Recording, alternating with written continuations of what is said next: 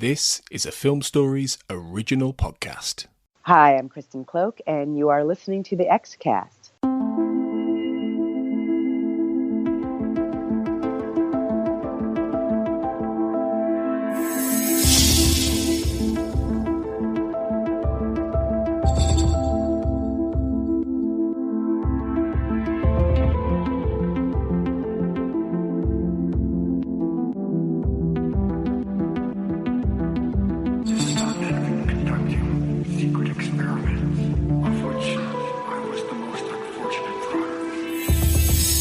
Welcome back everyone to the XCast. The truth is in here.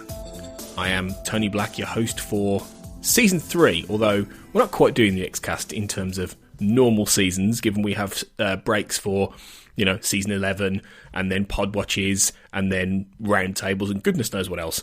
But we are, nonetheless, beginning our coverage of the third season of The X-Files by talking about the premiere episode today, The Blessing Way. And I had to be joined by the man who hinted at his involvement in this episode a whole year ago when we talked about Anasazi.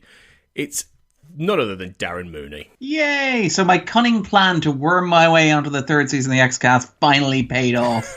Now, thank you very much, Tony. It's a pleasure to be back. I do like, by the way, that you hint at the little gap that you took between the second and third season that involved watching the entire show and releasing episodes daily and sometimes twice daily as kind of like remember that crazy stuff we did way back when.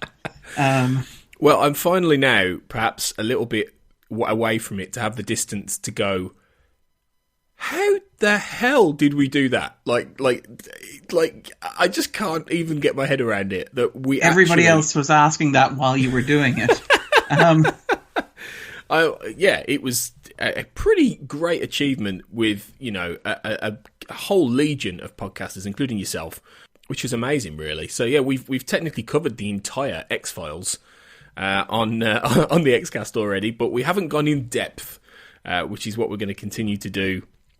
Probably for the rest of my life at the rate this show takes to produce and the amount of episodes that are still to come. There's like 160, 150 odd episodes still to do in depth. But, hopefully I will live long enough to complete this saga. And it's good to be back for Season 3, which kicks off, as we say, with The Blessing Way, which is the first episode of Season 3 of The X-Files. It first aired on September the 22nd, 1995, was written by Chris Carter and directed by R.W. Goodwin. And, of course, this episode continues where Anasazi left off. Mulder's presumed dead after being burned alive by the smoking man in a boxcar. Scully is with the Navajo Indians trying to figure out what's going on, and a lot of mystical stuff happens before we get to the third part of the trilogy, Paperclip, which obviously we'll be talking about soon. So, I mean, like I said, funnily enough, I listened back to Anasazi recently just to get a bit of a feel for our last conversation, which was this beast of a conversation. It was a fantastic chat that we had a whole year ago, Darren. Time has flown by there. And some of us are still trapped in the boxcar. Well, exactly, yeah. We've just been given enough rations to survive over this last year. In that episode, as I say, there were hints that you didn't particularly love the middle part of this trilogy. So what do you think, in broad terms, about The Blessing Way? I'm very much of two minds about the episode, which generally means that I like it a lot less than most other episodes of The X-Files. But in terms of, being nice, being polite, opening with the stuff that I actually really like about it is the fact that it is a very, very sharp left curveball sort of from Chris Carter. It's a moment where you've had this big, gigantic cliffhanger coming out of the second season where you've got this huge question hanging over about what happens now. How does Mulder get out of this situation? How does he survive? And then you've sort of come into the third season, which, you've had the first and second season. They've been, gaining momentum as they've been going. People have been sort of talking about them. You've got a platform now. You've got people who are going to be tuning into the third season, having recently just caught up on the first and second. And they're waiting to see you go sort of rearing out of the gate with this sort of continuing this epic conspiracy story about this secret that dates back to even before the founding of America as a country. And then you have like Mulder lying under a bunch of leaves while ghosts of characters who are dead come and talk to him, quoting Hamlet and various other Shakespearean dialogue.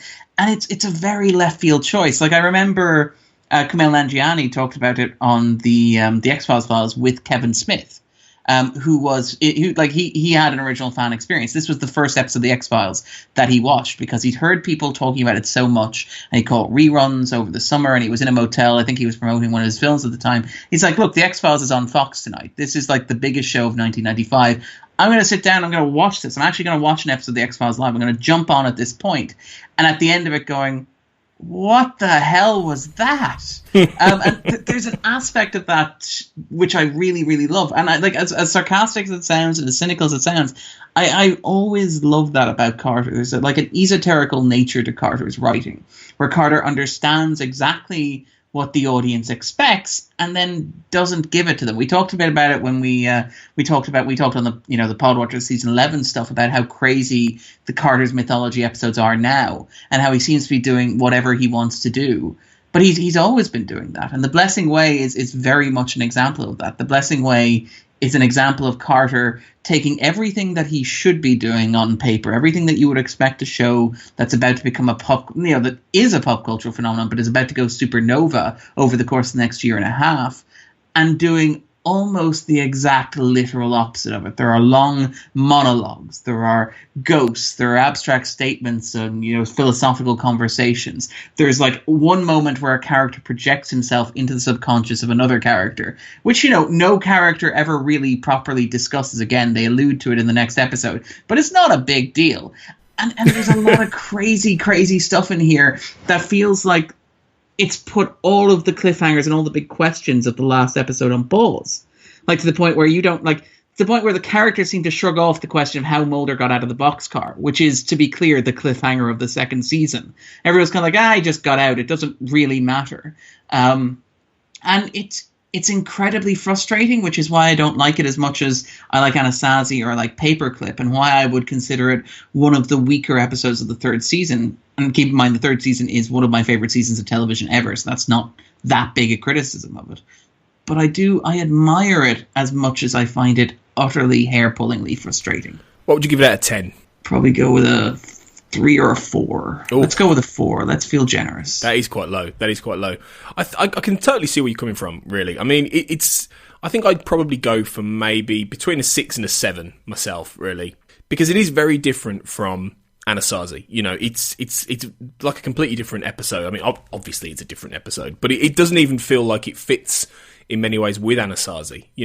It's got a lot of different kind of aspects to it. It doesn't have that same level of propulsion that Anasazi has. It doesn't have that same level of sheer massive volumes of plot going on. It sort of takes a pause, takes a breath, which is unusual for a season premiere. I mean, it's so different from Little Green Men. When you compare the two, how Little Green Men was almost like a second pilot, and then reintroducing everything. This is just one of those episodes that just expects you to know what has happened, gives you a little bit of a recap, and then we're off.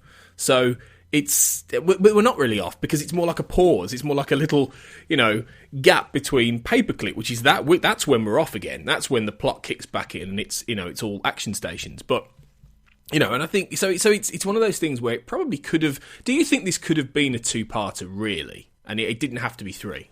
And again, this is why I don't necessarily like giving numerical scores, because I admire this even if I don't like it, and I think that the 3-parter.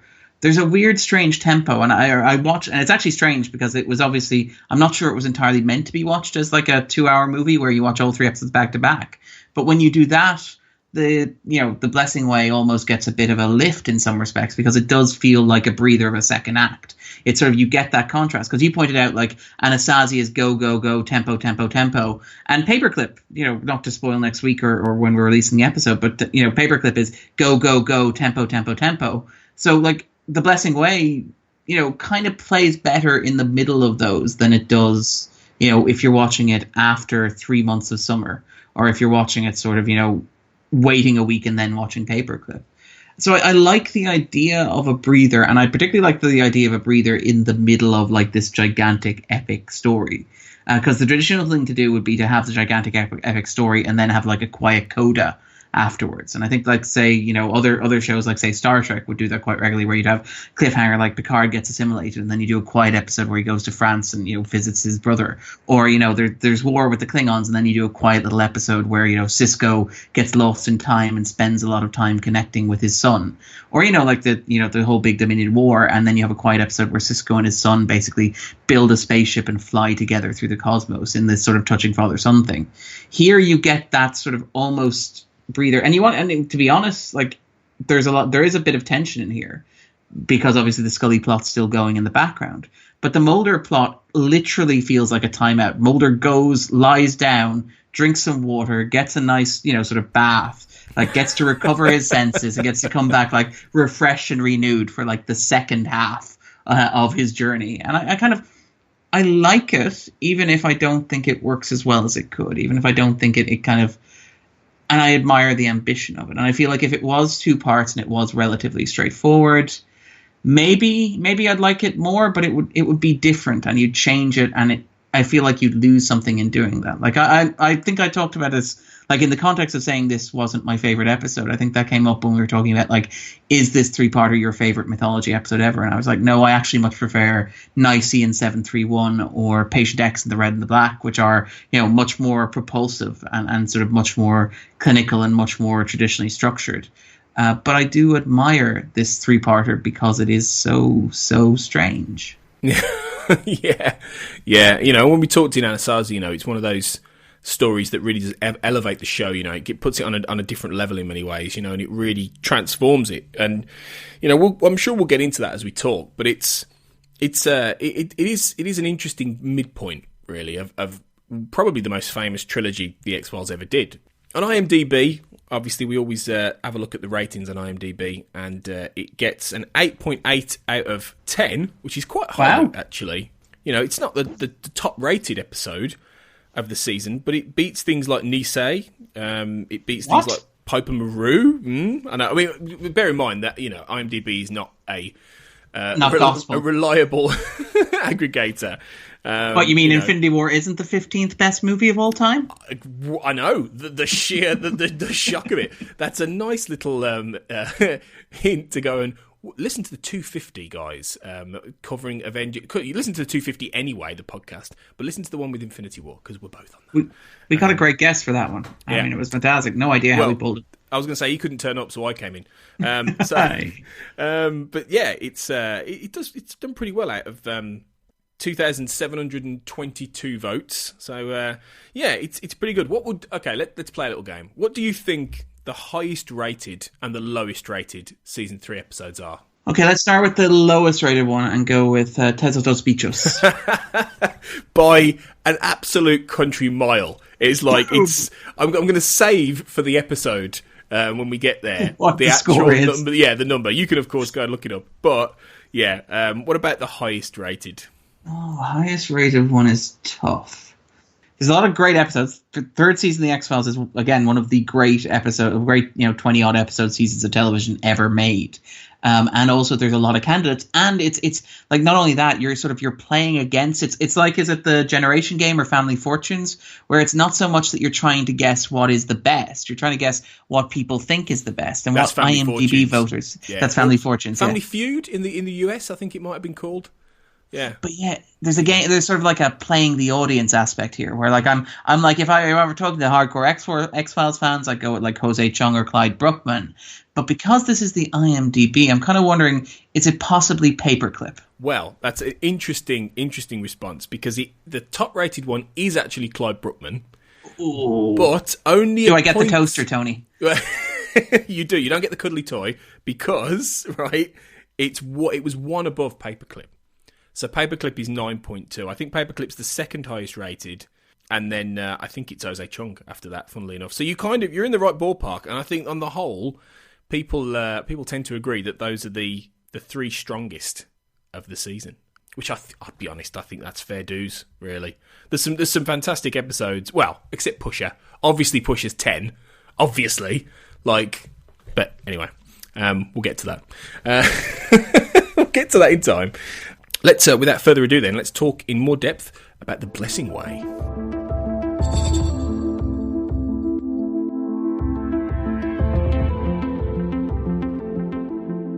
So yeah, The Blessing Way obviously picks up straight away from the events of Anasazi, but it kind of goes into one of Chris Carter's, lovely little preamble sort of monologues, which he likes, which he likes to do, and this time it's Albert Hosteen. Yeah, I am probably going to butcher his accent all the way through trying to do Albert Hosteen impressions. I'm sorry in advance. But he starts talking about... To be honest, I actually quite liked his opening sort of monologue where he talks about memory like fire, he's radiant and immutable. These kind of... It's quite poetic, I think, what he says. And he's, he's talking very much about how, it is about the core concepts. We talked about this in the Anasazi episode, about memory and, the crimes of the past and the sins of the fathers and all this kind of thing. And he's sort of talking about that in this opening monologue, really. Yeah, he is. I mean, there's a lot of really great thematic stuff here. And like as much as Carter gets criticized for his monologues, like a lot of them are actually very good and interesting thematic statements, a very nice philosophical sort of like things to think about and things to digest. I think sort of Carter gets into trouble because he doesn't necessarily sort of pare them down and he doesn't integrate them into dialogue. He just sort of puts them out up front. Because I mean, like the thing about memory is obviously a huge theme of this particular episode. Like you have, for example, Scully going to hypnosis later on, or going to hypnotherapy later on to remember her experience, which obviously mirrors like Mulder's experiences, which brought him to the X-Files, the hypnotherapy, where he remembered that Samantha had been taken. And obviously memory plays throughout the X-Files. I mean, you have this idea of even the tape that's the focus of the episode, not to get too specific or too spoilery, but it ends up becoming part of like the oral tradition of something that's remembered as much as something that actually physically exists and is recorded. And so like you have that theme running through the episode, which is very potent, and which like, again, one of the things that I think the third season does really well, and we'll probably talk about it as we go on into The Blessing Way, but it's got this wonderful thematic consistency through it. And I mean, like, we talked about this in the podcast before, where you can criticize Carter for some of the finer details of his plotting and some of the mechanics of how he tells his stories and even some of the continuity. And I mean, there's one very, very big example in The Blessing Way of Carter's like lack of, necessarily planning or foresight or even just misleading the audience. But when it comes to themes, the third season has this really strong theme, the rest of the show does as well, but the third season in particular has this idea of memory and history and intersection. So obviously this leads into the next mythology two-parter, which is, Nicene 731, which is about like the experiments conducted during the Second World War. And then that goes into like Piper Maru and Apocrypha, which is, about trying to recover a lost, cover story, including, involving an attempt to recover a lost atomic bomb from the Second World War. And so you have this idea of legacy and history and memory that plays through the season. And it's all set up here, even in this like weird, quiet breather episode. And like, I feel like Carter's monologues, they get criticism because they take all that subtext and they just sort of make it text. They put it directly in front of you. And they sort of, I think Chris Knowles, when I was talking to Chris Knowles a little while ago, I think on the Pod Watch, he likened Carter's writing to that of, say, comic book writers like Stan Lee or Chris Claremont. And you can almost, like, when you're watching it, imagine the little yellow box of text saying, memory like fire is radiant and immutable, while history serves only those who seek to control it. And it kind of, I like it, but it is a bit much, and there's a lot of it here. And it kind of paves the way for the next time that Carter would write the middle episode of a season bridging trilogy, not to spoil season 5 of the X-Cast. Yeah. I mean, we're a while away from that. But what do you think this is better than Redox? I mean, what would you say? I mean, because they are, in some ways, there's a similarity, certainly in what you've been talking about. Which one would you say from this distance is better?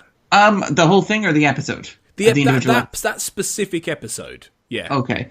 I would say that specific episode is a little better. I would say this entire three-parter is a little better. They both, I mean, Redox really goes for it with the monologues, doesn't it? I mean, there's more in that than this one. There's a couple in this one, there's a few, but that one is just wall-to-wall monologue. So, yeah, I suppose it's monologuing in corridors. It's like if Aaron Sorkin wrote a one-man play.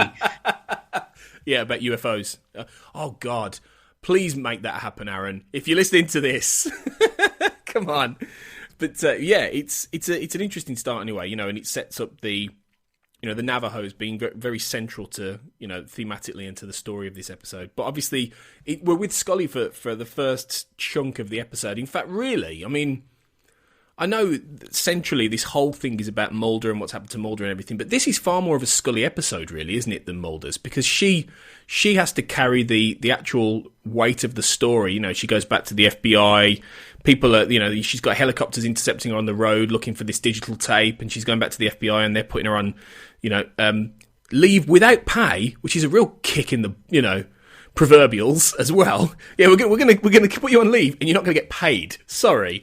And you've got Skinner having to very much play that middle distance. So there's a lot going on with Scully, even more than Mulder in this. And it takes rewatching it, especially watching it in isolation, which is what I've certainly done for this, to realise that actually it stands out more. It does. I mean, I think Carter's talked about how it was a conscious effort to shift the storytelling sort of onus from Mulder, who drove a lot of Anasazi, to Scully, who obviously drives a lot of The Blessing Way.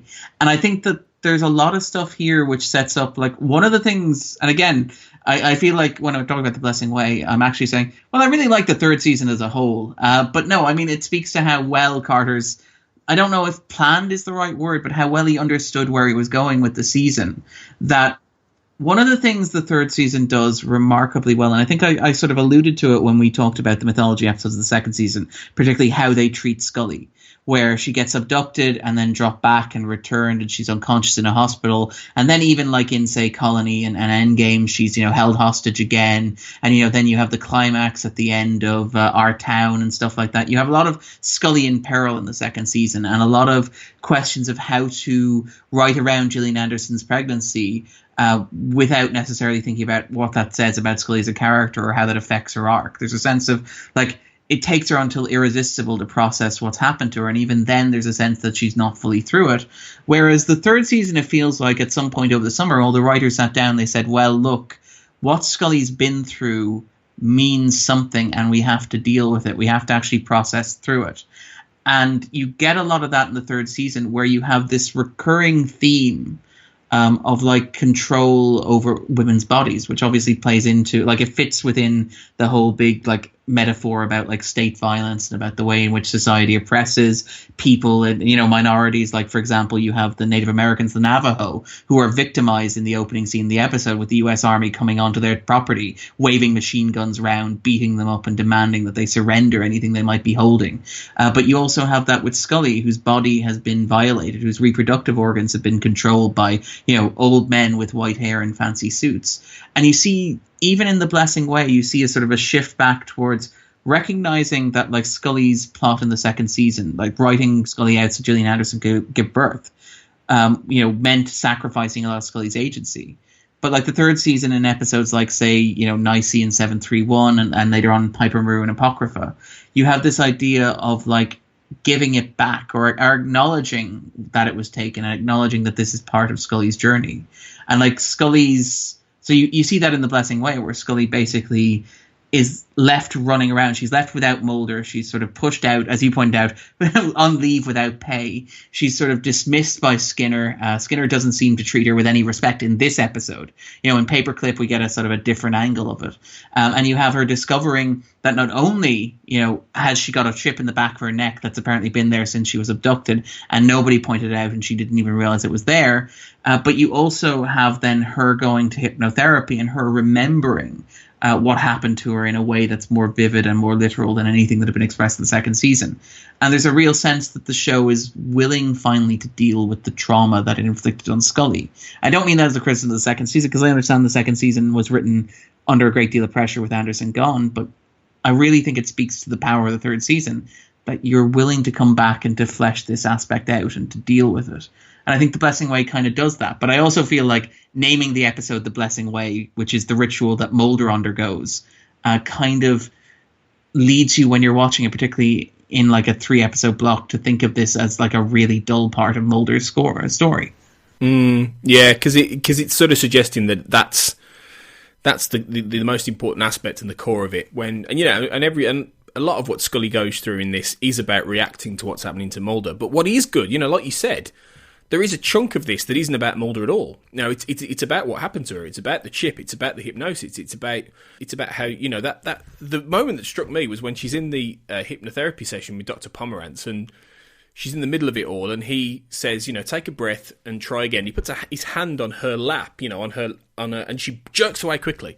Now it never quite struck me in the same way as it does in this day and age, especially after everything you see Scully go through over the show, that's a really sort of vivid, it's where he places his hands. It's quite obvious what this symbolizes, right, or what the violence she's been through represents. And you don't always get that. You didn't get that. I didn't get that in much earlier. It's one of those things that really stands out. So it's quite good the way it pays it off much better later, but it sets up these aspects with Scully very well. And I think, like you said, going back to this and doing more with it is a good move, really. And I suppose it gives the episode a little bit more than the mysticism that drives the rest of it. Yeah, but the issue, I think, with the mysticism is so much more memorable, because like Scully's plot is primarily about her realizing that something happened and either not being able to accomplish much. So, for example, bringing that information on Kenneth Tsuna to Skinner and getting shut down.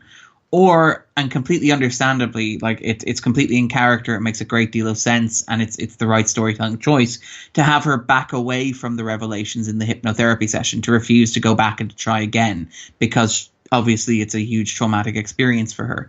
But it does mean that she sort of hits a brick wall repeatedly over the course of the episode, whereas the more memorable parts of The Blessing Way are the bits where Albert Hosteen is talking at great length about how the buzzard is a large but cowardly bird. Because that's what you remember. That's what you take out of the episode, It's true. If there wasn't so much going on in Paperclip, you'd mainly be remembering talking about the buffalo. Buffalo, that's it exactly. The buffalo's all at the start. Like it's like, imagine if he interrupted sort of the climax of Paperclip, like when they're in the middle of the mine, and he just had Alfred Hosteen sort of cut over in voiceover and that scene with the buffalo. It wouldn't quite work. The buffalo is a big beast. Thanks, Albert. Just shh. We're in the middle Not of the right end. Now. Just leave it. But yeah, it does have an interesting mix of these different styles. But obviously, as Scully's it's starting to get embroiled in this in these two aspects. The digital tape stuff and everything with the chip. We also start to see the bigger, wider sort of expanse of the Smoking Man's world, don't we? And this, seeing the Syndicate for the first time as they're known. They're not really referred to in this episode, I don't believe, as the Syndicate. I think it's a while until they're called it. The closest we get they're is a consortium. The well-manicured man saying we're a consortium of global interests. Because obviously before, the conspiracy has sort of been actualised with the Smoking Man. We've seen this guy for 2 seasons. In the first season, he's just this, shadowy bloke in a suit. Second season, we start to get a character, once we get to One Breath and then beyond. And especially by Anasazi, we've then got a villain. We've really fleshed it out to have a proper villain. But now, obviously, he's part of a machine. He's a cog in a bigger machine, and I love this. When I first watched this, back when it aired, 1995, when it was on Sky in the UK. I loved the mystery of the Syndicate. I loved the enigma. You didn't know who these people were. Even Mark Snow's music is this tinkling little piano and. Who are these guys? And I'd love that about it. But I mean, does it? What do you think it does to the Smoking Man's character, really? Because if you think about it, while the well-manicured man is an important character, in some ways, and we get more of him later. Once they realise, we cast John Neville. This guy's awesome. Let's do lots with him. But do you think it changes the Smoking Man's position in the show once we start to see him as part of this group and not the complete aspect of the conspiracy? Well, I mean, I think, to be honest, part of it was necessary. I think part of it was like, there's only so far you can take the Smoking Man as an ominous, nebulous representation of evil. And I think you can sort of see that in the difficulty that the show had after the Syndicate. Now, I'm not going to be too specific in case people are watching it the first time around with us.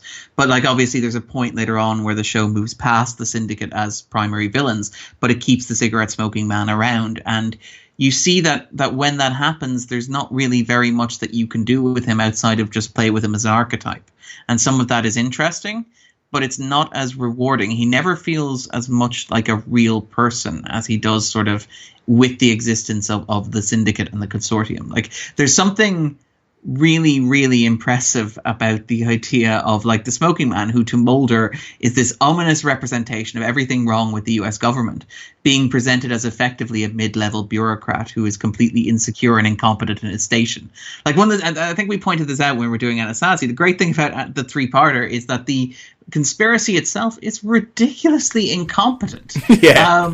Like, there's a real sense of, like, the Peter principle in effect here, where the cigarette smoking man has somehow got himself, like, positioned, like, as far as it is possible to go, and got himself positioned at least one rung on the ladder above his capacity to handle, or at least at this point in the series. And it works really well because it gives you a sense of the smoking man, like, being real, but also, like, existing in a larger context. Because, like, this is the thing with the third season. The show's been running for 2 years, and the third season, there's a sort of a sense that you're a success now. The show is a success now.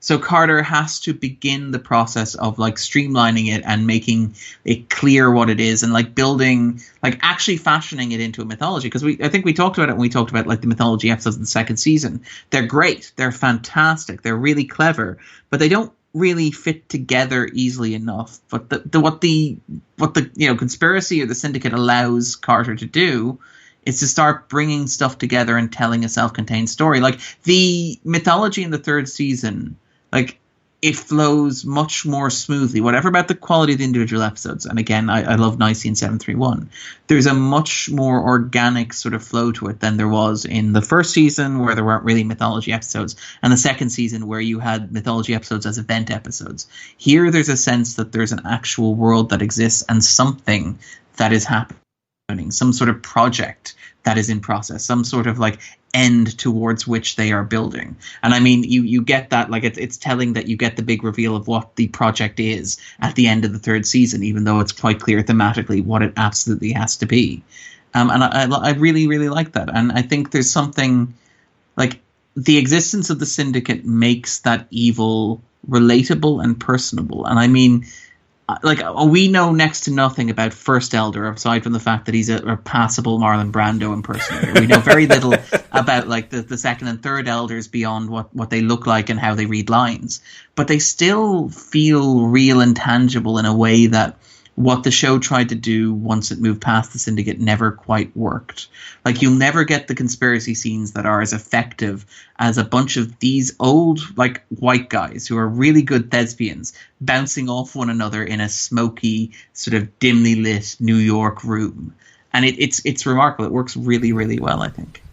Yeah, I mean, I always really liked it, and I think, yeah, bringing in the well-manicured man, I'm a big fan of his. I love that character. I love the actor playing him as well. I think he was a really great addition. And he gets a few moments in this, particularly his conversation with Scully, where you start to see, there is this interesting, different kind of character in this setup. Because for a start, he's not American. And that sort of adds to the whole aspect. We talked about in Anasazi about when the tape is exposed and Smoking Man's getting calls from half a dozen different countries, saying it's not us, nothing to do with us. This is from everybody who lost the Second World War, which is quite nice. And I also like that means the well-manicured man as a British character is kind of plays into that, because he's technically one of the good guys of history. Although you see that he's been rendered complicit. And like, as you pointed out, his arc over the rest of the show is phenomenal. I mean, like, he has a really great arc between here and the end of the fifth season, which is just, Neville's fantastic. The character is amazing, and, like, you get a taste of that even here. I think you alluded to the scene between Scully and the well-manicured man, where they have the conversation, and he's basically, few motives are selfless, which is, like, you're saving this woman's life. You could at least pretend like you give a damn, but he's very explicit about why he's doing it. Obviously, the searing contempt that you get of the smoking man as it goes along, and the sense that, like, even in this episode, The Blessing Way, there's a weird sense that the well-manicured man sort of is resentful of what he's a part of. He's sort of he finds it distasteful, and not enough that he'd actually like stop it yet, or not enough that he'd actually not be a part of it. But there's a sense that on some level, the thuggery of it, almost the violence of it, the brutality of it, is something that unsettles him, and it's a really great degree of nuance. Like in the X-Files, because up until this point, it's, you know, shadowy conspiracies, it's shape-shifting aliens, it's like people from the CIA sort of wheeling out, you know, dead bodies or hiding aliens, and, you know, obviously you have Deep Throat who feels guilty about maybe shooting that alien that time. But here you have like a sense of a character who's not directly interacting with Mulder and Scully on a regular basis, but who still has his own like character arc playing out against the backdrop of the mythology. Because Deep Throat we only really saw from Mulder's perspective. Like, I mean, we don't find out that his first name is Ronald, I think, until the Musings of a Cigarette Smoking Man. And then I was really, part of me kind of admired that was confirmed in the reboot, that they were like in this, we're gonna make Musings of a Cigarette Smoking Man canon if it's the last thing that we do. But here you get a sense of like the smoking man, not the smoking man, the well-mannered man, having like a life that extends beyond Mulder and Scully, and I like that. I like that a lot. Well, I mean, in future episodes, you know, which obviously we'll get into, you know, he doesn't have many scenes with either of them. I think this might be his only scene with Scully. And I think he has maybe 2 more with Mulder. I think he maybe speaks to him in maybe Apocrypha and then Fight the Future. I think everything else, it's with other characters, you know, and that's rare. You know, that is a rare, because he's one of those characters. He kind of doesn't need them. You know, he doesn't need to have the interactions with them to be compelling. And, you know, you get that. Like you said it very well. You know, you get that sense of a guy who is, you know, a little bit, you know, there's dimensions to him already, and you know, I mean, it could well be, you know, partly down to the actor. I mean, John Neville is, you know, he's playing classical British here, but he was a Canadian national for like decades. But he started in like the 50s with, you know, in things like the Old Vic. You know, he was on stage with like Judi Dench and Olivier and all these people. So yeah, he goes back to the old sort of, you know, classical early when he was young, you know, in the 50s and 60s. You know, the kind of, you know, British theatre before Ian he McKellen emigrated. sort of thing, yeah. Well, yeah, exactly, yeah. He was with them. He was with one of those guys, but then he emigrated to Canada, so he kind of never quite achieved the fame. You know, he was memorably in Baron Munchausen by Terry Gilliam, but he never became a household name, you know, like in the same way as McKellen or Judi Dench or these kind of people, which is a shame, because he's a superb actor, a real casting coup, and he does put that, you know, that level onto the character straight away, and, you know, it helps expand this, you know, consortium out in a really interesting way. You know, my favorite line of the episode is from him, where he says, "We predict the future, and the best way to predict the future is to invent it." And he says it was such a mischief, doesn't he? He's practically smirking as he says it. It's he like, really is. It is kind of like one of those. What I do is kind of cool, I guess. Exactly. When I can convince my mates not to try and murder you. But no, it is really good. It's a great little performance, but it sort of plays into the, you know, the intrigue aspect of the episode, which is separate from the other elements, which is Scully caught up in this hunt for the digital tape, you know, which ultimately ends up, of course, getting her sister Melissa killed. And I mean, what about Melissa in terms of this? Because obviously this is a big moment, really, you know, and obviously she doesn't die until the next episode, but it's a big moment for Scully in terms of, you know, obviously she and Mulder by the end of Paperclip have both lost somebody, but Melissa getting caught up in this and being brought back to be killed off. I mean, was this a mistake? I mean, should they have kept her around more? Because in one breath you had a really interesting character set up there. You know, I mean, there were even flickers and hints, and I think we may have talked about this in the episode when we covered One Breath, about a possible, you know, set level of attraction with Mulder. I don't know. They could have gone down different roads with Melissa. I mean, what do you think about this? Do you think it was a good move, what they do? I find it very cynical, and like, I admire it from a narrative and storytelling and construction point of view. And it's telling, like, for example, I think Paperclip opens with a monologue from Hosteen, again, talking about the buffalo, but he's also talking about, I think, the process of sacrifice and how, one thing comes into the world and one thing leaves. And you have this sort of like theme of mirroring and exchange that runs through the entire three-parter, which is like, and again, Carter's sense of structuring in terms of like just, in terms of structuring a script isn't always particularly tight, but his structure in terms of storytelling is generally relatively good. As in, like, he understands how narrative setup and payoff works, enough in a very fundamental level. And you have that throughout the show. You have this weird sort of doubling and mirroring effect. So, for example, like across the run of the X-Files, Mulder dying at the end of Anasazi obviously mirrors Scully, getting abducted, dying, and resurrected around one breath. You have Scully going to hypnotherapy here, which obviously mirrors Mulder's experience in hypnotherapy. You have, like, later on, like, dying and getting reborn becomes an X-Files rite of passage. You have obviously Skinner doing it later in the third season with Apocrypha and Piper Maru. You have in the 8th season, you have Doggett doing it in The Gift. But you even have, like, for example, the death of Melissa is a doubling, if you will, because it's, first of all, it's her being confused with Scully. She's a replacement for Scully. She's killed by Krycek, who assumes that she's Scully because Krycek is massively, massively incompetent. But you also have the idea within the structure of the narrative that Melissa's death is effectively a sacrifice or a swap in storytelling terms for Mulder. Like, and this is something like basic, like, narrative sort of storytelling structure. When you tell a story and you have a massive loss, traditionally you can only, it's very hard to sell the audience on the reversal of that loss unless you offer something that feels equivalent in weight. So think of, for example, the death of Spock at the end of Star Trek II, where Spock dies to sacrifice the Enterprise, right? And then the writers have to get Spock back at the end of Star Trek III. And in order to get Spock back at the end of Star Trek III without it feeling like a massive cop-out, they have to sacrifice, Kirk has to sacrifice the Enterprise, his son, and his career in order to get Spock back. And it feels like a worthy sort of dramatic sacrifice. And that's part of the issue with Star Trek Into Darkness, where, like, Kirk dies, but you don't have a sort of a comparative sacrifice to get him back, so it doesn't have narrative weight. So part of me feels like the death of Melissa in The Blessing Way, or like the shooting of Melissa in The Blessing Way, and her death in Paperclip, is Carter effectively doing that sort of narrative sleight of hand. And he actually like calls it out with Hosteen, where he talks about, like, one thing entering the world and one thing leaving, and basically this idea of exchange and sort of balance and equilibrium.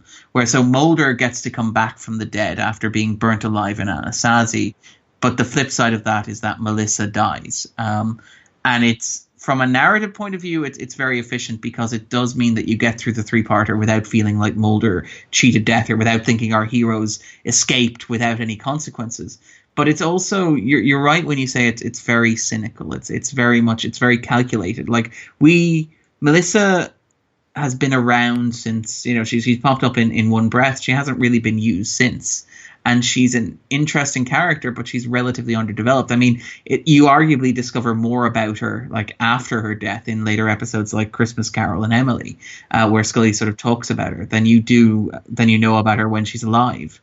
So it is very cynical, and in some ways it's, it feels like an attempt to generate tension and to throw more hurt on top of Scully. Like, it's not as if Scully hasn't suffered enough in terms of, like, Mulder's quest for whatever. It does feel a little bit like a suffering, cherry on top of like a sundae of heartbreak. It is in that sense. I think it's another kind of gut punch, really, and it all continues Scully's, a big thing in this, as she goes through the episode, and she's balancing having discovering this chip quite randomly in many ways, going through the FBI scanner and suddenly, oh, hang on, what's that on the back of my neck? And then starting to realise there's something strange going on, and then balancing it with this intrigue of, are they going to kill her?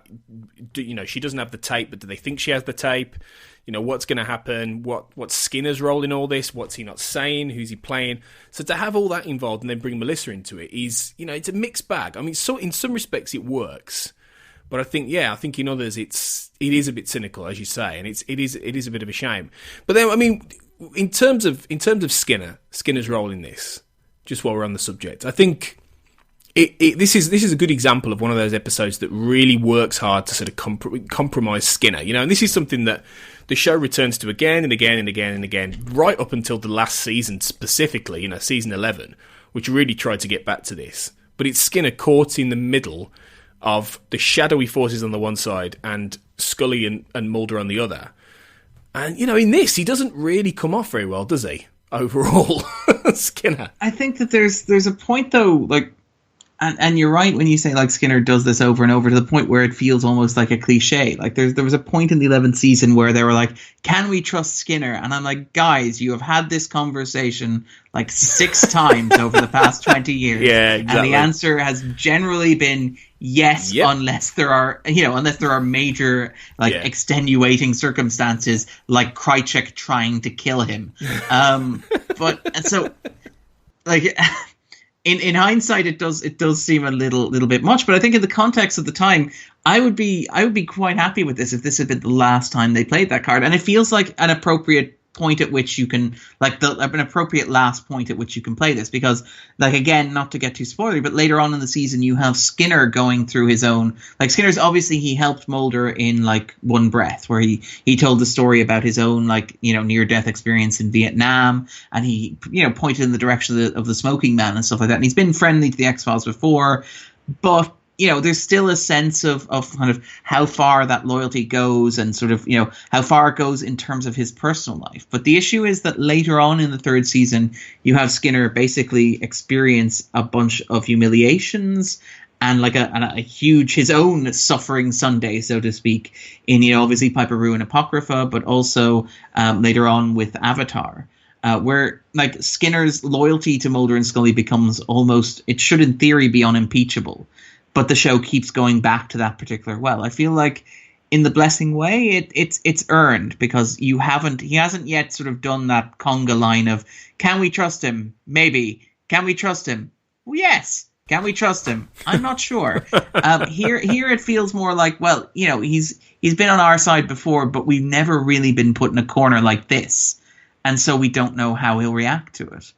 And I quite like the ambiguity of it. I do like, by the way, the well-manicured man's sort of explanation to Scully of how people are going to kill him, how people are going to kill her, where he's like, it'll be maybe it'll be 2 people you don't know, or maybe it'll be someone you know, or they'll either arrange a meeting with you, or they'll kill you in your own home unannounced. And you're like, dude, you could be a little bit more specific about the mechanics of how you're going to kill her. Yeah. It's by the information that the well-manicured man gives her, Frohickey could be the assassin. But it works in the context of the episode because I feel like Skinner's this is, I think, the first episode where Mitch Pileggi's credited as also starring. So I think that he's still an unknown enough quantity that you can play that card. And again, Pileggi does Conflicted so well. One of the reasons why the show keeps going back to that cliche of can we trust Skinner? Is there enough Skinner in the game? Is because Pileggi does this wonderful sort of angsty, sort of underspoken, sort of you can tell that there's a lot happening underneath that stern stoic exterior. He does it beautifully. And so writing an episode with Skinner where he doesn't get to do that feels almost like a disservice to the actor. And you can sort of see why they go back to it. But yeah, I like it here. I feel like here's approaching the last time that you can get away with that. Yeah, it builds to I think a good cliffhanger. A cliffhanger where at this stage, when you watch it from a distance, you know really that it's all going to work out okay in the end in terms of Skinner because you know the character a bit better. But at the time, there still is that, like you say, there is that ambiguity about him. So I think to have it end with him and Scully pulling guns on each other, having got to the point where they genuinely don't know whether they can trust each other. Scully in particular can trust Skinner. And be at the point where they, it's a standoff. I think it's a touch engineered in order to be able to get Mulder bursting in the next episode and going, yeah, I'm back, woo!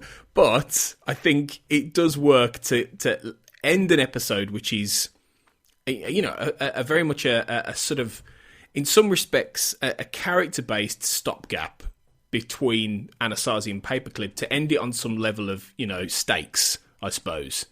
So in that context, I think it works quite well, really, and it plays, like you say, it plays Skinner in that way nicely, and it ends things well. So that's that builds up an interesting cliffhanger for the Blessing Way, but we're not quite done yet. We're going to move into getting some listener feedback on the episode, where we'll cover a few more details.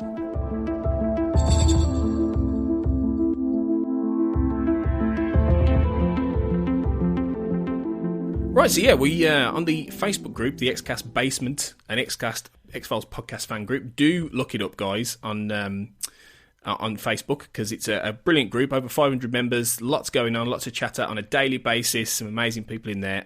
We have, for each episode, now it's going to be a bit sporadic, this, because it's me and I'm massively disorganised. We've recorded a lot of season 3 out of order, so some we did earlier, some we did later. In fact, this is one of the latest. We've done loads before this, so so it's the Blessing Way, even though it's the first episode. So what I'm trying to say is that not every episode of season 3 may have listener feedback, but the plan is to have it in all of them going forward as much as possible. So in this episode, we do have some feedback from the XCast podcast listeners. So yeah, let's see what we got. So Adam Silver, one of our patrons, says, "I think it's underrated and sort of gets overshadowed by the praise for Anastasia and Paperclip. It's one of the best season premieres and the best middle part of a trilogy. I know Darren and others criticise it for not being exactly what you'd expect coming back from Anasazi, but isn't that cool about isn't that what's cool about the X-Files? It also introduces the Syndicate and Scully's implant, so I disagree it just spins its wheels before Paperclip. I personally find the Navajo/Dream sequences very interesting and something you wouldn't see elsewhere. Again, isn't that part of why we love the show?" What do you think, Darren? I mean, in terms of the Dream sequences, we haven't talked about that too much yet, so do you agree with Adam there? I actually agree kind of a reasonable amount or a great deal. As I said at the start, like, I admire the fact that the X-Files is a show that can do that, and Carter in particular is a writer and producer who's willing to do that. And I think that, like, subverting those expectations and playing with those expectations at a point when you would not expect him to is refreshing and exciting. I don't think it always works. I would argue that it doesn't necessarily work here. But I do appreciate that it's been done. And like I think, we talked about the episode. Generally speaking, we're relatively positive about this. I mean, I'm not a huge fan of it, but even I find things that I really, really like about it. But onto the dream sequences, because the dream sequences kind of get to the stuff that I'm not particularly fond of about the episode, which is the Native American stuff in this episode in particular, but in the X-Files as a whole. And like, I understand thematically why Carter's doing that, because obviously it's hugely thematically relevant to the story he's telling, which is the story of colonization, and that as a metaphor for, certain anxieties in the American psyche. The idea that, the Americans who are, European settlers who came to the American continent claimed it as their own and led to, the genocide and near extinction of the Native American people, including, the extinction of particular tribes. But that then being reflected back as an anxiety with like alien colonization of Earth, and the idea that, Earth itself will be colonized by settlers from somewhere else that will engineer their own equivalent of the smallpox virus. The smallpox virus obviously having its own cultural connotations in that relationship between European settlers and Native Americans. And I appreciate that thematically. I think that's very clever, and I think it's very well done. And I like the use of like Western iconography throughout the show. Like, it's no coincidence, for example, that it's an abandoned train on the Pacific Railroad that Mulder finds, the expression of manifest destiny and the push westward and stuff like that. And it's, no coincidence, obviously, that ties into slavery and this idea that hybrids are going to be created as slaves, that humanity will be enslaved, their bodies sort of abused and sort of used to, perpetuate this alien menace. And I think that's very clever. On the other hand, there's a lot of the stuff in here which is very new agey in a way that, like, a lot of 90s television was new agey. And, like, I think the example that I always come back to here, and I'm sorry, I am a Star Trek fan, is Chakotay on Chakotay on Star Trek Voyager, which would have premiered back at the start of 1995 with Caretaker, where Michael Piller, who was the producer there, was a huge fan of like New Age philosophy, and he got, I think, Jamaik Highwater, who is many Native Americans would consider to be a charlatan, who to consult on the character of Chakotay and to inform his, the way he'd be written and the way that his culture would be portrayed. And like Chakotay on Voyager is like perhaps the worst example, because it's, he treats his religion as a party favor that he can perform for his crewmates. He's introduced going off in a shuttle meditating, saying Akuchi Maya, Akuchi Maya. And it's really condescending, it's really patronizing, and there are aliens who have been in like advanced contact with Native Americans in a way that condescendingly explains why their culture was so advanced, and which obviously has really, really terrible racial connotations. Now, Carter is much, much better than that. I should be entirely explicit. And Carter, to be fair, when he was writing The Blessing Way, much like I think earlier in the show, he went to visit the FBI in order to more thoroughly understand the workings of the Hoover Building and how the organization worked. He did something similar with The Blessing Way, where I believe he actually took part in a Navajo ceremony, which he was invited to attend in order to give him a bit more understanding of how the culture worked and how the rituals worked. And there's a lot of attention to detail in here that is, absent from a lot of the other contemporary sort of 90s Native American sort of fixated New Agey stuff, which always feels like exploitational and like charlatan in nature. But at the same time, there's still something very cliche in the way that Hosteen talks in these sort of like expanded metaphors about like the natural world, and talking about how Fox Mulder hid like a rabbit or a fox, and sort of this sort of belabored point. It doesn't necessarily, it doesn't work for me, and it feels a little uncomfortable and it feels a little awkward, and it hasn't aged very well. In the same way that like Babylon feels like a 90s episode that has not aged really, really well. And I think, again, I admire the ambition of Babylon. I admire the fact that Carter made something like Babylon, but there's also a sense that there's something a little tone deaf in it. And there's that always bothers me about the Native American episodes of The X-Files. It does come across as quite hokey, and I suppose you've got the whole Deep Throat and Bill Mulder popping in to do a little bit of a monologue and, in those sequences, which... Again, it's great to see those actors back. Don't get me wrong, especially Jerry Harding, because he's just great. Even delivering a monologue, he's great. But you do feel like it's just a little bit cheesy. A little bit like too on the nose. I suppose it's Mulder's version of what happens to Scully in One Breath, where she sees William, in the room, and he says Starbuck and all. But there's something about that worked better. And I don't know what it is, but maybe it was the fact there was more of a sort of an emotional thing going on there. Whereas this is just theme as opposed to character. As opposed to like William telling Scully to go on was, a father talking to a daughter, like emotionally. Whereas here it's very much like a broad philosophical meditation on memory and guilt and truth. Just when you mentioned the monologues, so I actually do like, again, we talked about this when we talked about like the monologues in general. I like a lot of the ideas in the monologues. They're very literate, they're very philosophical. And there's something in the monologues in The Blessing Way from Deep Throat, which makes me, which kind of, I think it struck me the last time I rewatched, and it sticks out at me again. It's the bit where he talks about like, the idea of truth, like truth existing as this, like this good, but that truth is basically no justice. That where he'll find truth if Mulder crosses over, he'll find the truth that he wants, but there's no justice or judgment without which truth is a vast dead hollow. And it kind of got me thinking about like the X-Files as a whole, because there's this thing that I noticed, particularly when you get to the 6th season, where it's never really explained why Mulder, what Mulder is planning to do with the truth. Like what the truth is for Mulder, what purpose it is, what justice or judgment can be derived from it.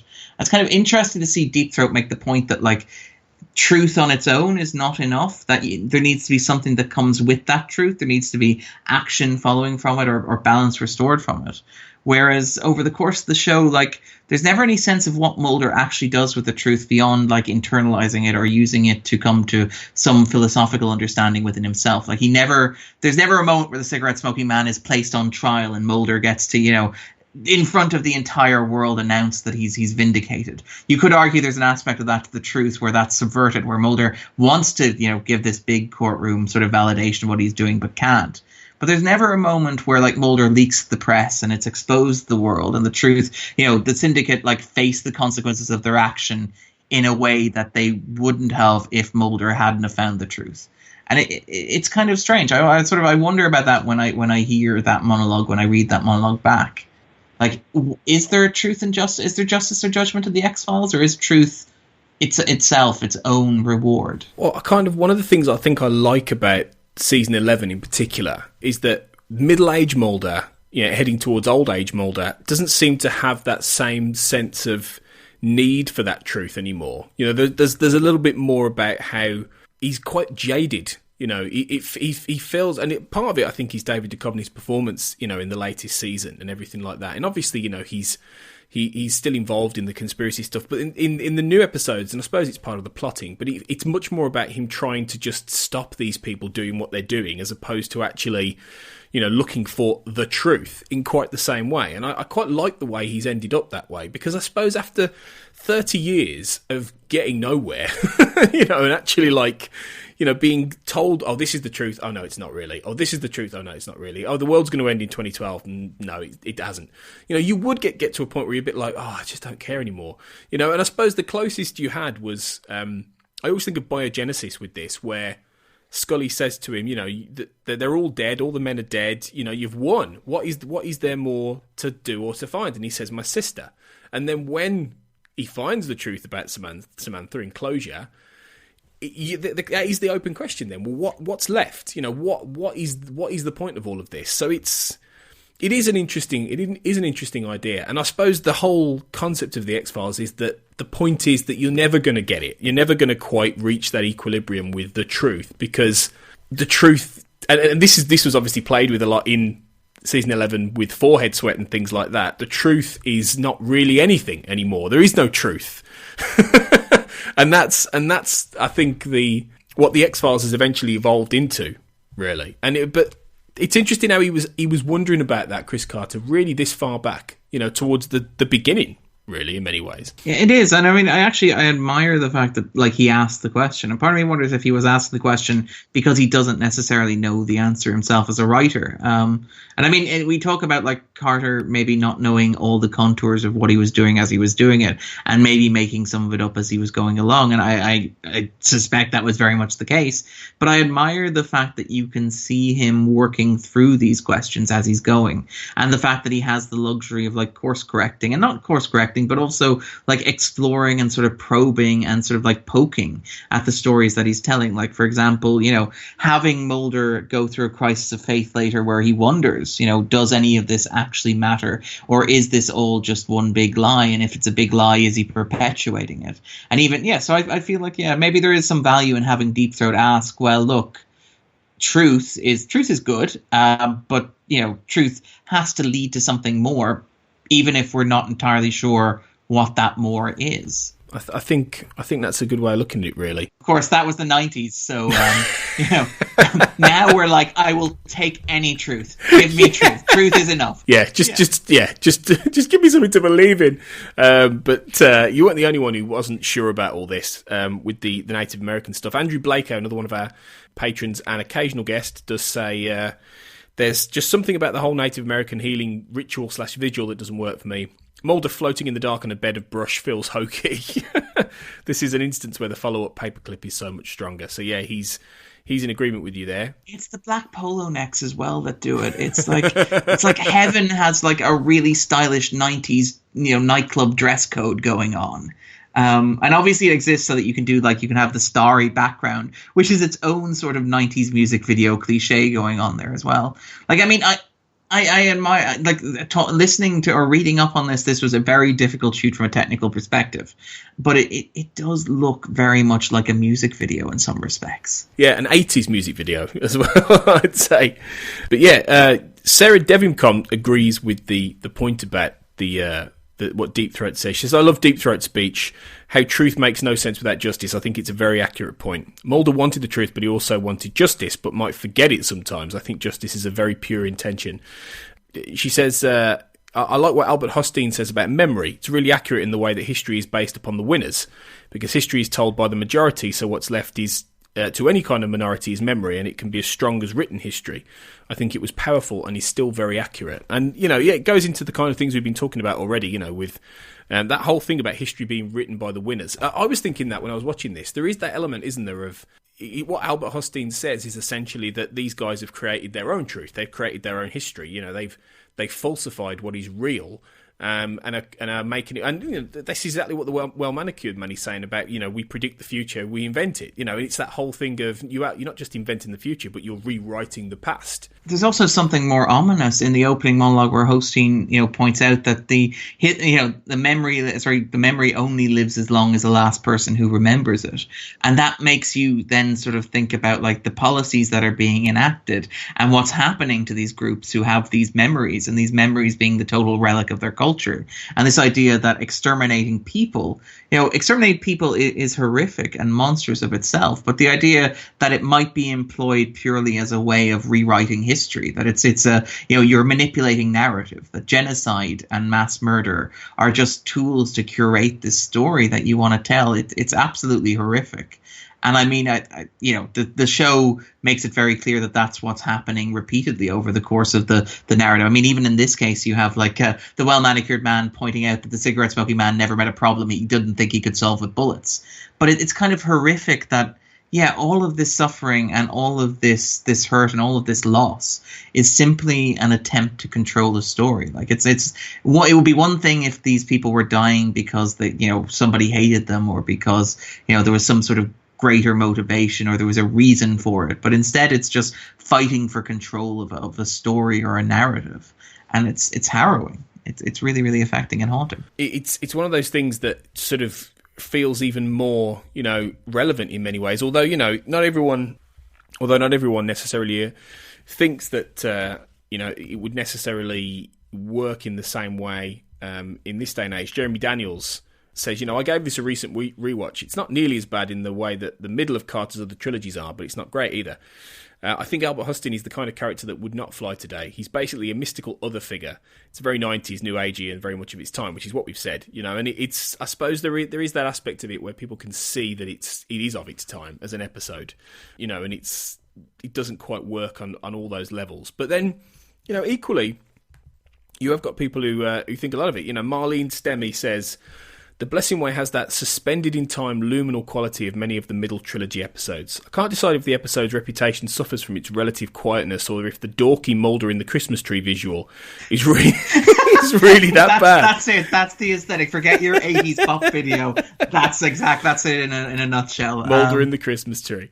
She says, I love the authenticity of the Blessing Way ritual and was more than thrilled when this ritual came up in a Native American religion class that I took in college. I also like the dream sequence in which Mulder, in his vision, seems to connect to Scully after her altered state hypnosis session is repeated in Amor Fati, when Mulder and Scully connect through his dream life, and her prayer with Albert Hosteen. And obviously, we're a long way away from the Biogenesis trilogy, but obviously that's in some ways a sequel. It features Albert Hosteen again. That's an interesting point, that there might be some level of connection there. Oh, there undoubtedly is. Like, one of the things I really like about The X-Files is the way in which it sort of echoes and reverberates and rhymes, and not in a way that feels like Carter necessarily going back and doing the same thing over and over again, although you can argue that in some cases. More in a case of, like, Carter having a set of like particular beats that he likes to hit and hitting them in a particular rhythm in such a way that they sort of create like a tempo and a cadence. Like there's a sense that you can see certain storylines sort of starting and certain thematic ideas developing, and then you can see them sort of mirrored in later stories. So for example, you have like Colony and Endgame, like almost dovetail perfectly into like Patient X and the Red and the Black, where you have this idea of like a war in heaven raging, which mankind cannot properly understand. You have obviously this trilogy and the Biogenesis trilogy, but even this trilogy and if you want to go with the Redux trilogy, which has a similar sort of thing except with the dynamics reversed, where Scully spends the middle episode in hospital, for example, and where Mulder once again finds himself, dying and getting reborn, only to come back and save the day at the last possible minute. Like there's a lot of similar sort of structural beats without it feeling like self-plagiarism, which I really, really like. And I mean, it wasn't all planned. It couldn't possibly have been planned when you're talking 200 odd episodes, but it does when you're rewatching it, and particularly when you're rewatching it with the Podwatch. And I know that, we pointed out how wonderful an accomplishment the Podwatch was before, and it really was. And like, congratulations, Tony. Never miss a chance to like state how amazed I am that you physically did that. I thought you were going to say never do it again. I would hope that you reach that epiphany yourself. I mean, I would love for you to do it again, but I recognize that for your own health, that may not be a good idea. My own sanity, but thank you. Yeah. But like watching the episodes in such rapid succession and sort of like blazing through them, because you were doing it one stage 4 a day, and I would occasionally try and keep up with them. You would basically find that you would recognize certain beats and rhythms and familiar patterns that played out, which demonstrated like how internally consistent the show was on a thematic level, if not always on a plotting or even characterization level. And it holds up very, very well. It's interesting to see that, and I think that's one of the boons of the Podwatch, really, and that people may have experienced the show in that different kind of way, because obviously, you know, when it was on, you were watching it week by week, season by season, and it's only when you really watch something in quite quick succession that you start to see some of the aspects that something like this might have. So it's good in that sense, and I suppose, you know, the blessing way. Thank you to everyone who contributed, by the way, and those of you whose comments I didn't get to read out. Thank you anyway. I'm sure you'll make an appearance on the podcast soon in our listener feedback section. But I suppose the blessing way, you know, is one of those episodes that has a lot of flaws. You know, it's a necessary evil, I suppose, between two fantastic episodes. But you know, I think we've chewed around a lot of it, really, and I think I'd leave thinking that it's maybe something that we're better off having got than not, I think. Yes. You know, in terms of some of the things it does, some of the character points it has, some of the ideas involved. I think it's part of the unopened file package, I suppose. I mean, more than that, I would much rather, like, the X-Files would be a much lesser show, ignoring the quality of this episode. Like, and I mean, we can argue over the quality of this episode. I think it's not great, but I admire the ambition behind it. But the X-Files as a show would be a much weaker show if it were not willing to take the chance on something like this. It would be a much more generic show. It would be a much more stable show. It would be maybe even a much more consistent show. But it wouldn't be as brilliant and as provocative and as like enduring, I think, like as this is. Like, I think that, you know, this is the logic that gets you episodes like Triangle in the 6th season. It's like the try anything. It's the throw out the rule book. It's the, you know, like if someone were to sit Carter down and say, if you were to sit somebody down and say, look, you had a 2nd season finale, which was phenomenal. It got great reviews. Lots of people loved it. Got positive media coverage. Everybody's on edge. Everybody wants to know how you're going to resolve that cliffhanger. And you're like, well, my plan is actually to have the main character experience a Native American rebirth ritual in which he'll be visited by the ghosts of 2 surrogate father figures, in which they'll speak in long extended monologues about philosophical truths that I deem essential to the core of this series. Any network executive would look at you like you had 2 heads. Yeah. But Carter did it. And, like, you can't put into words how incredible it is that he did that he was able to do that, and how much doing that allowed him to do stuff later on. Like, not even him to do stuff, but to allow the writers under him to attempt stuff that, again, any 90s television show would have been like, what are you doing? And like, this is the quintessential what are you doing episode, except it's the gigantic season premiere with everything riding on it, which makes the gamble even greater, which makes my admiration for attempting it even greater. So I love that the X-Files tried this, even if I don't love the episode itself.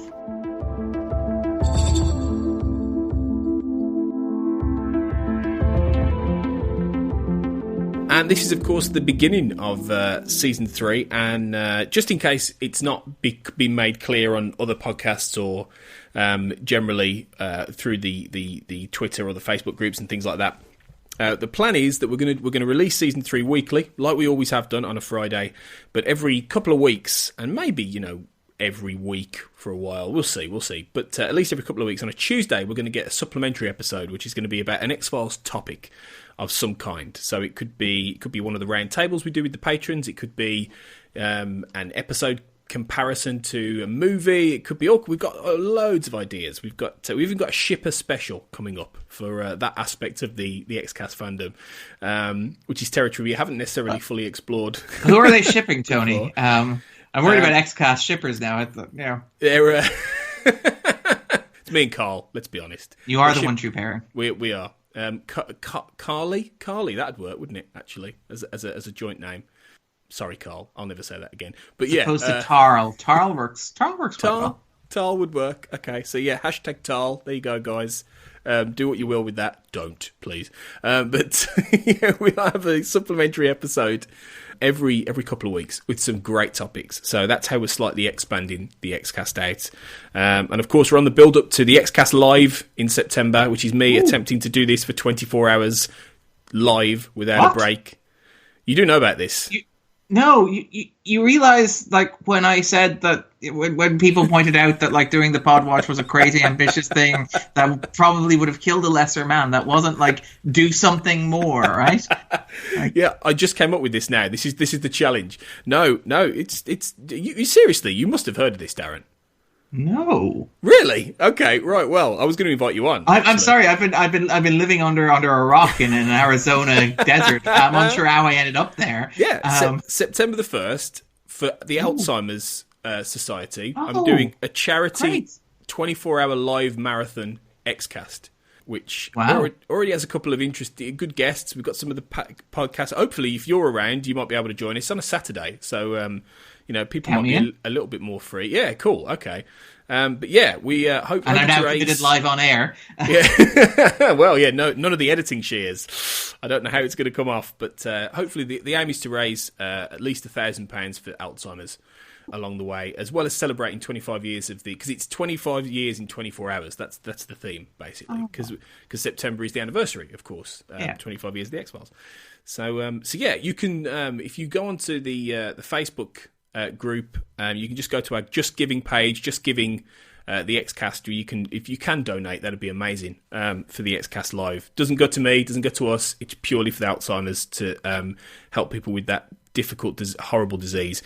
So we got that coming up. So I'm on the countdown to that now. So I'm not going to be on as many season 3 episodes as I was in season 2. To be honest, we've got a lot of other brilliant members of the team: Carl, Sarah, Clara, yourself, Darren, because you're doing next week with Chris Knowles. You and Chris Knowles doing Paperclip, which is really looking forward to that. Actually, really looking. It's going to be an epic.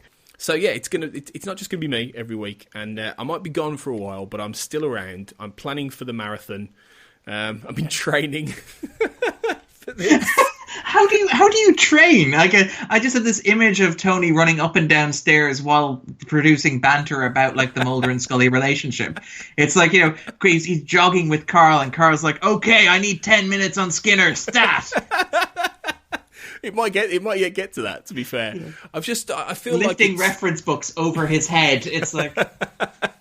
It's like just you need to play Eye of the Tiger at the same time. Yeah. It's basically just going to be a montage sequence. Me pushing a big sledge through the snow while reciting facts about the X-Files. Practicing your Chris Carter monologue as you walk through long grey corridors. Yeah, some exciting stuff coming up for the XCast, guys. We haven't got any pod watches. We haven't got any new seasons to hack into, but the X-Files isn't going anywhere, and nor are we. So fun times to come. So yeah, I'll be back soon. Darren will be back even sooner, but Darren, before... Kenneth sooner. Yeah, you are the thinker. And before you do return, why don't you point people to online to where they can find you for more Darren Mooney? Yep, so you can find me online at Twitter at Darren_Mooney. You can find me at the Movie Blog, spelled with a 0 instead of an O in movie. I also co-host the Scan On podcast, which is an Irish podcast looking at film on a weekly basis. I may have recently popped up on Set the Tape. I was very pleased to be invited on that. And I co-host a podcast, The 250, which looks at the IMDb's top 250 movies of all time, basically one movie at a time, one a week from now until the end of time, because the list is constantly changing. But we very recently had Tony on as a guest at one of our most popular episodes, Infinity War. And that's a really good place to start if you're looking to jump in there. And I think recently we also had the Grand Budapest Hotel, which is also great fun. I love my Wes Anderson sort of joints. Absolutely. That film is a masterpiece. I love that film so much. That's on my 250. Absolutely, definitely. But yeah, 250 is a fantastic show. And Darren mentioned Set the Tape, which is the podcast for my website, www.settthetape.com. So do give that a listen. And you can find me and all my ramblings at AJ Black Writer if you want to look me up. But we'll be back next week. All the details of where the Xcast is will be in the bit I do afterwards. After this, it's coming. So until then, remember, as always, trust no one. The Xcast, an X-Files podcast, is produced and presented by Tony Black, alongside a dedicated group of podcasters and X-Files fans. You can find us on Twitter at the Xcast, and on Facebook if you type in the Xcast, or at our group X-Files Basement, an Xcast podcast fan group, where you can continue the discussion about all things Mulder and Scully. If you want to support the Xcast further, you can now subscribe and become a patron of the show on Patreon. On Google, just type patreon.com/the Xcast. That's Patreon. You'll see all of our tiers, subscription options and perks, which include early access to episodes, bonus content such as commentaries on X-Files episodes, access to a patron chat zone, and even appearing on one of our patron roundtable discussions. We would appreciate any support you can give the show, so just go to patreon.com/the Xcast to find out more. Our title music is provided courtesy of Will A, who you can find on Twitter at IamWillAYE.